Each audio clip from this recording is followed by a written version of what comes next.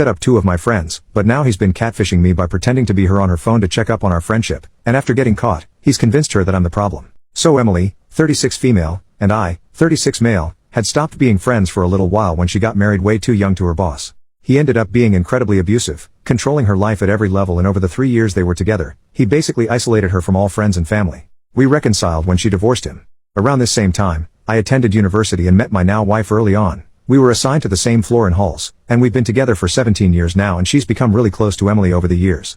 Also at university I met a guy named George, 36 male, in my course.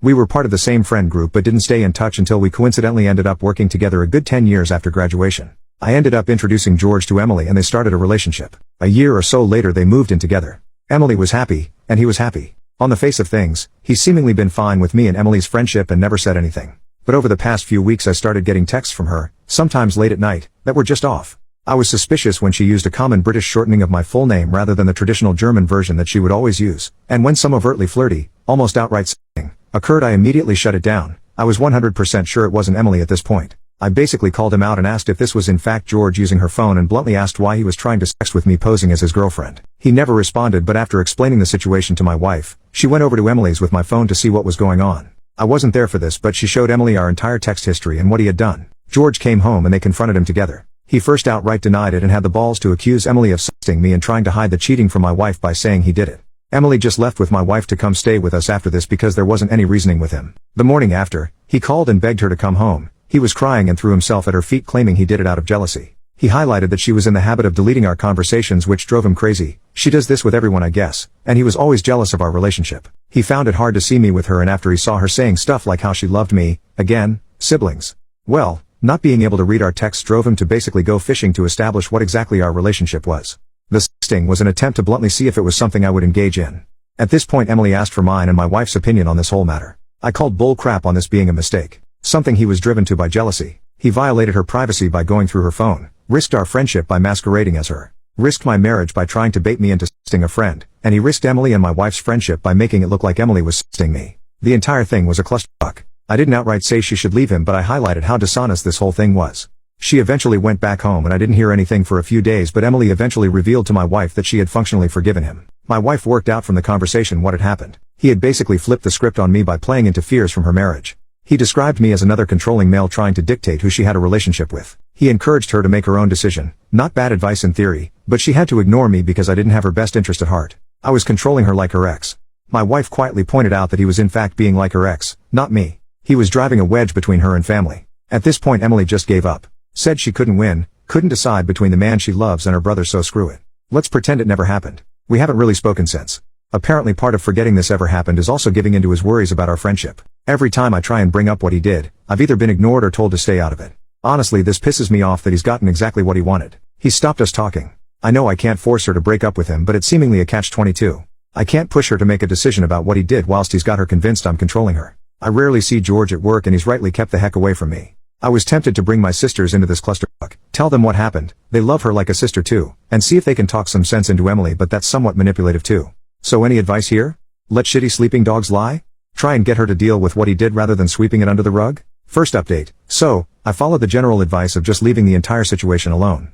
I agree any interference from me or my family would be manipulative and controlling, even if we mean well. So, I haven't really spoken to Emily since slightly before Christmas, but her mother contacted me a little after New Year's to ask if I knew what was going on with her. Emily's cousin back in Germany had contacted her mother saying she had turned up on her doorstep, having flown in from the UK on the 4th after apparently breaking up with George.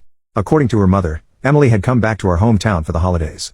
She brought George and at some point they ran into her ex-husband at the pub. For context, we grew up in a tiny village in the ass end of nowhere. There's literally nothing to our village but a pub, a post office and small supermarket. Her ex still lives where we grew up. So this is all information relayed to me by Emily's mother, but apparently at some point George approached Emily's ex-husband and asked for some advice. George is familiar with the story of their relationship and know how controlling he was, and why they divorced.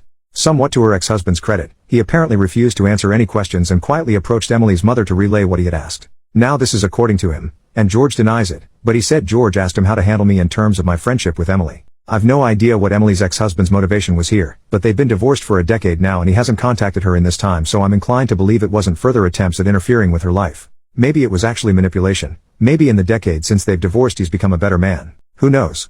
We're all inclined to believe that is what was asked, despite George denying it, because how else would her ex-husband know he had an issue with me recently? He isn't in contact with anyone who would know about the recent issues.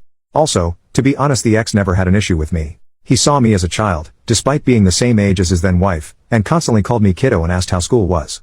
It would be a very specific shot in the dark on his part to assume George had an issue with me without George saying so himself. So, her mother told Emily what George had tried to do and pointed out that her boyfriend is now trying to emulate her ex-husband's behavior and encouraged her to confront him over this and also what happened over the last month rather than ignoring it.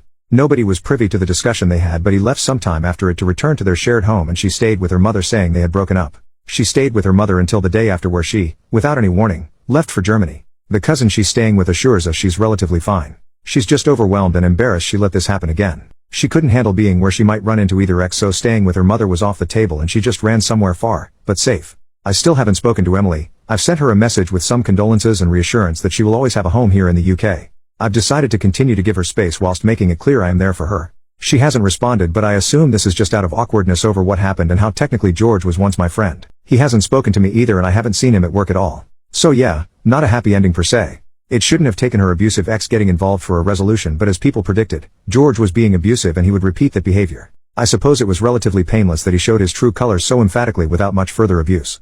This could have dragged on. Thanks for the advice. Me staying out of it didn't make this any easier for her, but it probably avoided making it worse. Second update. I jumped the gun a little with the previous update, and looking back I hadn't actually spoken to Emily and it was all second-hand information.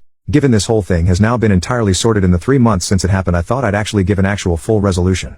So, Emily came back to the UK just before the country was locked down and moved in with us, reluctantly. We grabbed some beers whilst we hashed out exactly what went down from her perspective. I apologized for going behind her back and speaking to her mother about it all. Situations like this are never helped by information being relayed through other people, and I asked if she wanted to go through it all start to finish. Basically, she buried her head in the sand the day she found out he had been trying to s me as her. It was just too much. She couldn't win. She either lost the man she loved, and the lifestyle she had, or lost her brother. I assured her she'd never lose me, but she revealed she low-key hated the fact she let herself be taken advantage of like this twice and couldn't face me having not listened to my advice.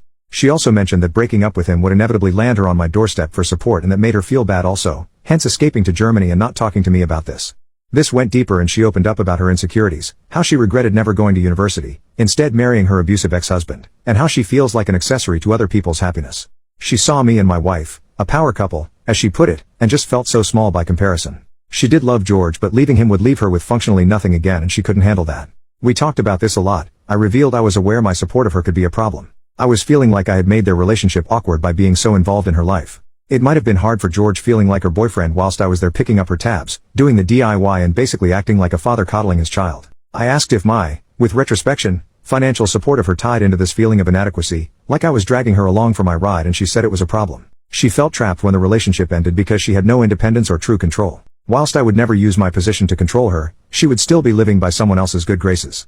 She felt she needed to stand on her own 2 feet, be her own woman rather than relying on a man, no matter how much she loved and trusted him. That way her decisions would be her own, rather than under some level of duress. In the same way a child wants independence from her parents, she feels she finally needs independence from me. So we came up with a game plan. Now the lockdown has obviously made this harder. She is still living with me and my wife currently, but the plan is she's going to go back into education. She was capable of attending university, had the qualifications, but decided not to due to marriage. My financial security was really born of an inheritance I had after my father died. Life insurance. I used to not have to worry about rent during my extended time in education and early career. I bought a small flat with it that I still own. I've decided to pay it forward and put her in a similar situation by letting her use my flat, which is currently unoccupied because it's only been rented to students due to its proximity to 2 universities. Yes, this is me financially supporting her, but in a strictly limited way. No more covering errant bills, paying for holidays, or footing the bill when we socialize. She will not pay rent, but she will cover all bills on the flat, and she moves out the moment she's working. She didn't love the idea of me owning her home, but I called it my last act as that guy in her life, the pseudo-brother, father, sugar daddy, best friend. After this we'll just be independent siblings and best friends. She will be moving soon. We'll need her room after all, since my wife is now 5 months pregnant. Turns out she's been pregnant since late December and all this started. As for George, he swears up and down he never asked the ex-husband to handle me. He claims he asked how to be fine with me. It wasn't seeking advice how to deal with me. It was seeking advice how to be fine with me the way her ex-husband was. Could be true, who knows? It's irrelevant ultimately. Though we recently found out George moved a girlfriend into the house him and Emily used to share, and here's the kicker. It's a longtime friend of his. Emily is fairly certain he never cheated on her, but she out loud laughed when she found out he's romantically living together with a longtime friend 3 months after the breakup. The dude's insecurity was likely born of his own feelings for a friend. He was getting close with a girl he was friends with, so he projected that onto me and Emily.